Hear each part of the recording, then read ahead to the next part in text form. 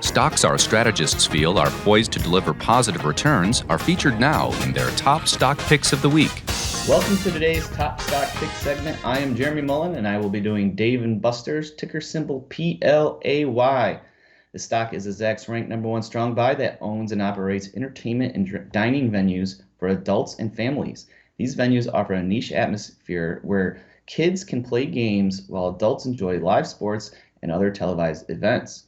The stock has been trading sideways for the last 2 years, but recent earnings momentum has grabbed some investors' attention. The stock recently made 2023 highs and has pulled back since. And now I think there's an opportunity to buy play at current levels and hold it into the end of the year. So let's dig into this name and see how that might play out. Okay, here is the profile page for Dave & Buster's. Little factoids about the company. It was founded in 1982 and is headquartered in Coppell, Texas. The company employs over 22,000 people and has a market cap of $1.7 billion, which you can see right here. In addition to the strong rank of 1, we have a value style score of A and a B in growth. D in momentum is that, the sideways action is not good for momentum. So if the stock can break higher, perhaps we can see that change and improve. The focus on the value, we have a forward PE of under 12. So value investors will be eyeballing this name. A fun story, believe it or not, Dave and Buster were both real people, and they are the founders. Buster owned a restaurant, and Dave operated a place nearby that focused on entertainment and games. And when the two noticed their customers going back and forth, they teamed up. Dave won a coin toss to get his name first, and then their first store opened in Dallas, Texas. The company grew from there, and there are now over 140 locations. Okay, let's see how the fundamentals are looking. We're going to look at the last quarter earnings here. If I hover my cursor here, you can see we've got a 24% earnings beat on that last quarter. This kind of started that recent run higher in the stock. This is 11th beat out of the last 14 quarters, and you can see that's going back to the COVID crash when the stock absolutely collapsed because everything was closed. But rallied back, and it's just been sideways from that level, right? We're stuck in this $35 to $40 area. Looking more into that quarter, same-store sales were actually down 4.1%, but adjusted EBITDA increased 29.8% to $182 million. Margins did contract to 30.5% from the 31.1% a year ago. But the company has repurchased over $200 million of common stock so far in 2023, and this has reduced the shares outstanding by nearly 12%. So that's a tailwind for the stock. In addition to the buyback, management displayed confidence in their significant liquidity profile, strong balance sheet, and substantial cash flow. Looking at estimates, we can see in the short term a little mixed bag here. 90 days, we are going lower. Since earnings, pretty much right where they were before earnings. So short term, not that much excitement. However, if you look down the road, we can see improvement, 10% move here for the current year and 11% for next year. So that's pretty good. And with the analyst estimates, we have targets way up around the $60 area. I see BMO moved their target to 60 from 55 and has an outperform rating. And Truist has a stock at a buy with a $63 target. A week after earnings, the company actually had an investor day, which helped Raymond James reiterate the stock with a strong buy and a price target of 60 as well.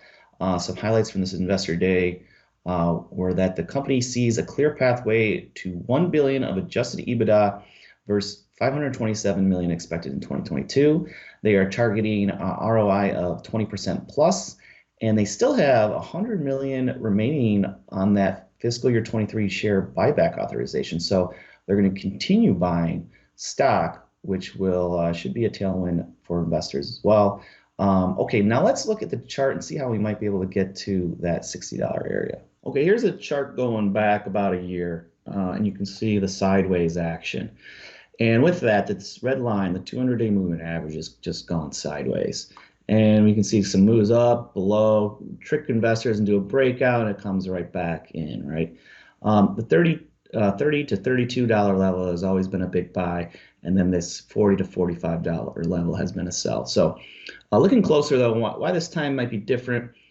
we made a significant move to 2023 highs over this 200-day moving average. And yes, we are getting another pullback, but what I'm seeing here is a nice Fibonacci retracement set up from these lows to highs. We came into this halfway back area, and the 61.8 is still down here, right around the 200-day moving average. So what I'm thinking is, sure, we could have some support here and go back up, but I want to be a buyer between the $37 and $41 area and just build a position in here.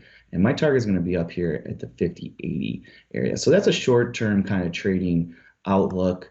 This creates a great risk reward where you're risking maybe the $35 level. So you're risking like 5 points to make 10, somewhere in that, depending on what price you're getting in here. So that's a pretty nice setup for a stock that's having some positive earnings momentum. Now, let's look at the bigger picture and kind of what the other analysts are seeing.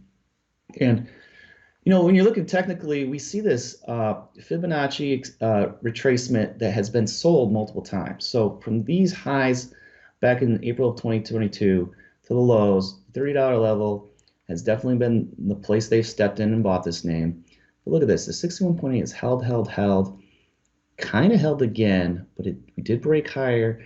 And if we can get back over this $45 level, this is going to confirm the break of this short setup. And this is what I'm looking for, all the way up at 67. Now, those analysts are looking from 60 to 63, but longer term, I think if the earnings estimates or earnings performance continues to look pretty good, we can get up here. This might take a year or more to pan out, but we can grind over here, get our targets, consolidate, move higher. This could be a nice one to own at this $40 level. Dave & Buster's is a great place for family fun, but the stock has been stuck going sideways after almost 2 years. The most recent earnings momentum appears to have brought excitement into the name, and investors should be watching the stock closely. Last week's move lower offers a great risk-reward opportunity for both short-term traders and buy and hold investors. If the bulls can keep the 50-day moving average level intact, the stock should eventually grind back to those post-earnings highs. And if the company can continue its earnings momentum and move above that $60 level in the back half of the year as possible. Okay, that's it for me and my pick, Dave & Buster's. Here is Dave Bartosiak with his pick. Well, thanks, Jeremy. I've got my top stock pick of the week here. It is Zacks rank #1, strong buy, Perion Network, ticker PERI. Let's take a look at Zacks.com and see why I like it. Zacks rank #1, strong buy, with a B for value, B for growth, and F for momentum to help it round out with a VGM composite score of B. It is in the internet content industry, which ranks in the top 18% of our Zacks industry rank. Look at some of these detailed estimates here by pulling up our detailed earnings estimate page. And here you can glean so much information, right? We see the last EPS surprise of 15%, so that's really good. Look at the growth estimates here. For the current quarter, you got 23% growth, a little shy of the industry average for 49% growth. Monster numbers, way better than the S&P 500, though. If you look at current year numbers, almost 15% versus just a little over 8% for the S&P. Next 5 years, this is the cool part, 25% over the next 5 years. And look at that PE. 11.86 times compared to the industry, much richer at 16.8, and the broad market over 20. What does that break down to on the revenue and the EPS side? We've got 14% revenue growth for the current year, 11% for next year. Over to EPS, that's almost 15% for the current year, slowing down to a little over 8% next year. But recently, the estimates have been bullish, and that's what we're seeing. Over the last 60 days, 3 analysts up in the ante for the current quarter, next quarter, and current year. Next year number, there's a couple of them going out there and up in the ante.